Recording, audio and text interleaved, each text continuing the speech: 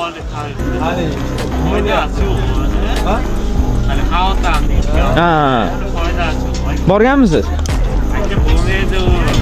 Biz hozir Qo'qon bozorlaridan biridanmiz. Iqbol Tabib haqida ma'lumot so'raganimizda odamlar javob berishni istamadi va biz u haqda so'raganimizda odamlarning jahli chiqib ketganini ham ko'rdik. Borsak foydasi bormi yo'qmi?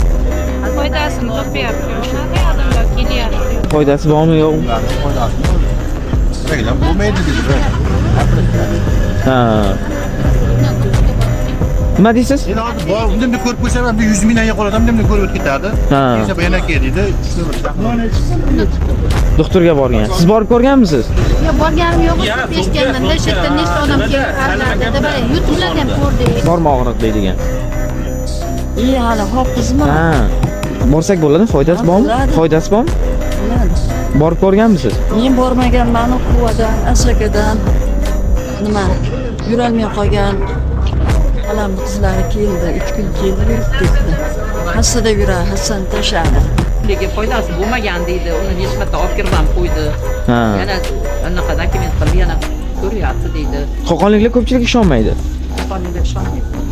Ha. Endi u xonanda bo'lib yurgan, mol bozorga chiqib yurgan.